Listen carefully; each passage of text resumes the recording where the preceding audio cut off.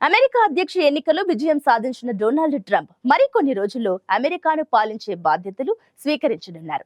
Make America great again అంటూ ప్రజలను ఆకట్టుకున్న మాజీ రాష్ట్రపతి ట్రంప్ ఏం మాట్లాడినా అదో సంచలనంగానే ఉంటుంది, ఏం చేసినా అదో సంచలనంగానే ఉంటుంది.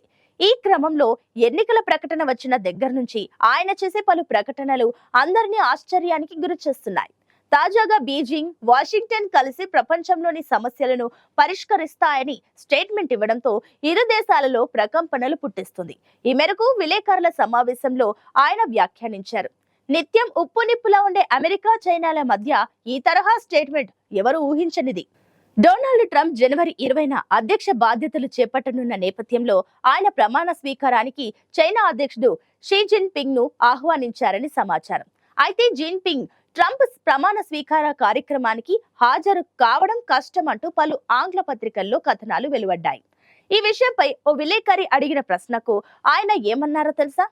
ప్రమాణ స్వీకార ఆహ్వానంపై జిన్పింగ్ ఇంకా స్పందించలేదు, కానీ లేఖల ద్వారా ఆయనతో నాకు మంచి సంభాషణలు ఉన్నాయి. అయినప్పటికీ ఈ విషయంపై ఇద్దరం చర్చించలేదు. రెండు దేశాలు కలిసి ప్రపంచంలోని అన్ని సమస్యలను పరిష్కరించగల సామర్థ్యం ఉంది. ఆయన నాకు మంచి స్నేహితుడు అని ట్రంప్ చావు కబురు చల్లగా చెప్పారు. ఈ సందర్భంగా 2017లో మార్ ఏ లాగోలో ఇద్దరు కలిసి జరిపిన చర్చలను గుర్తు చేసుకున్నారు. మరోవైపు అమెరికాలో టిక్ టాక్ నిషేధం గురించి పరిశీలిస్తున్నామన్నారు. ఇంత చేసి ఈ రెండు దేశాల మధ్య వైరమే సగం ప్రపంచం ఎప్పుడూ ఆందోళనతో జీవిస్తుంటుంది.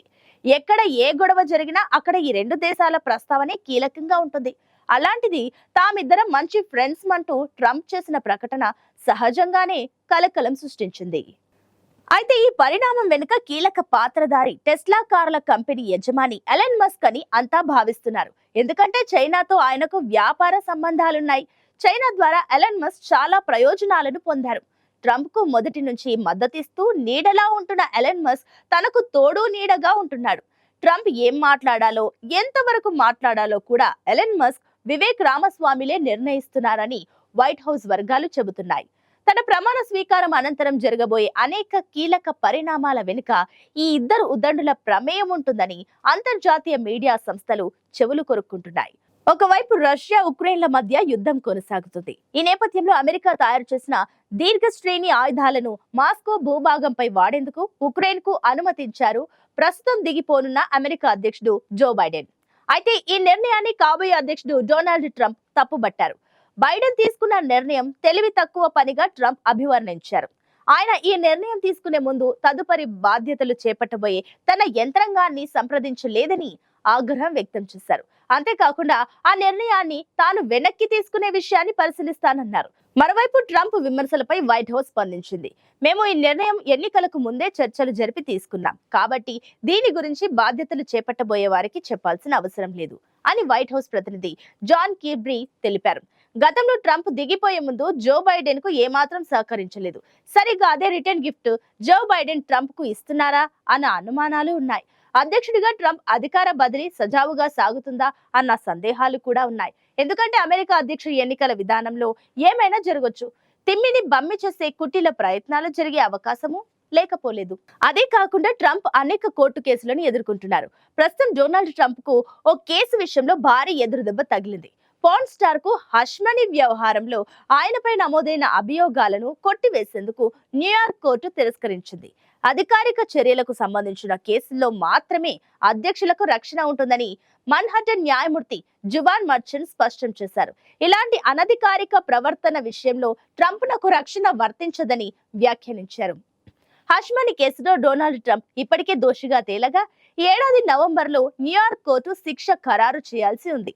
అదే సమయంలో అమెరికా నూతన అధ్యక్షుడిగా డొనాల్డ్ ట్రంప్ ఎన్నికయ్యారు. దీంతో ఆయన క్రిమినల్ విచారణ ఎదుర్కోకుండా రక్షణ ఉంటుందని సుప్రీంకోర్టు గతంలో ఇచ్చిన తీర్పును ప్రస్తావిస్తూ ట్రంప్ కోర్టును ఆశ్రయించారు. దీనిపై ఇటీవల విచారణ జరిపిన న్యాయస్థానం కేసుకు సంబంధించిన శిక్షను నిరవధికంగా వాయిదా వేసింది. తాజాగా ట్రంప్ నకు ఇందులో రక్షణ కల్పించే అవకాశాలు లేవని తేల్చింది. దీంతో ఈ కేసు ఎలాంటి మలుపు తిరుగుతుందనేది ఇప్పుడు ఆసక్తికరంగా మారింది. ఒకవేళ ఈ కేసులో ఆయనకు ఊరట లభించకపోతే శిక్ష అభియోగాలను ఎదుర్కొంటూ శ్వేత సౌధంలోకి అడుగుపెట్టే తొలి అధ్యక్షుడిగా ట్రంప్ నిలిచిపోయే అవకాశం ఉంది. శృంగార తార స్టార్మీ డానియల్స్ తో ట్రంప్ గతంలో ఏకాంతంగా గడిపారనే ఆరోపణలున్నాయి. 2016 అధ్యక్ష ఎన్నికల సమయంలో దీనిపై ఆమె నోరు విప్పకుండా ఉండేందుకు ట్రంప్ తన న్యాయవాది ద్వారా ఆమెకు $1.30 లక్షల హష్ మనీని ఇప్పించారన్నది ఆరోపణ. ప్రచార కార్యక్రమాల కోసం అందిన విరాళాల నుంచి ఆ మొత్తాన్ని ఖర్చు చేశారని, అందుకోసం రికార్డులన్నింటినీ తారుమారు చేశారన్నది ప్రధాన అభియోగం. ఇలా మొత్తం 34 అంశాల్లో ఆయనపై నేరారోపణలు నమోదయ్యాయి. 6 వారాల విచారణ అనంతరం ట్రంప్ పై మోపిన అభియోగాలన్నీ నిజమేనని 12 మంది జడ్జిలతో కూడిన ధర్మాసనం ఏకాభిప్రాయంతో ఆ మధ్య తీర్పు వెలువరించింది. డొనాల్డ్ ట్రంప్ అమెరికా అధ్యక్ష పగ్గాలు చేపట్టనుండగా అందుకు జోరుగా సన్నాహాలు జరుగుతున్నాయి. వచ్చే నెల 20న ఆయన పదవి బాధ్యతలు చేపట్టనున్నారు. ట్రంప్ అధ్యక్షుడిగా ఎన్నికైన నవంబర్ మొదట్లలోని చైనా అధ్యక్షుడు జిన్పింగ్ కు ఆహ్వానం పంపినట్లు సమాచారం. ట్రంప్ ఆహ్వానాన్ని జిన్పింగ్ అంగీకరించారా లేదా అనే దానిపై స్పష్టత లేదు. ఈ ఆహ్వానంపై వాషింగ్టన్ లోని చైనా రాయబార కార్యాలయం స్పందించలేదు. తాను బాధ్యతలు చేపట్టాక చైనా దిగుమతులపై 10% సుంకం విధించనున్నట్లు ట్రంప్ తెలుపగా చైనా అధ్యక్షుడు జిన్పింగ్ ధీటుగా స్పందించారు. చైనా అమెరికా మధ్య టారిఫ్ టేక్ యుద్ధాల్లో విజేతలు ఉండరని వ్యాఖ్యానించారు.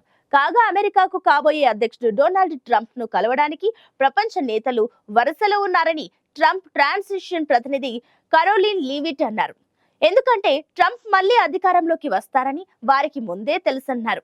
ప్రపంచవ్యాప్తంగా అమెరికాకున్న బలం వల్ల శాంతిని పునరుద్ధరిస్తారని కూడా వారికి తెలుసునని లివిట్ పేర్కొన్నారు. గత నెలలో జరిగిన అమెరికా అధ్యక్ష ఎన్నికల్లో ట్రంప్ భారీ విజయం సాధించారు. మొత్తం 538 ఎలక్టోరల్ ఓట్లలో 295 ఎలక్టోరల్ ఓట్లు సాధించి ప్రత్యర్థి కమలా హారిస్ పై గెలుపొందారు.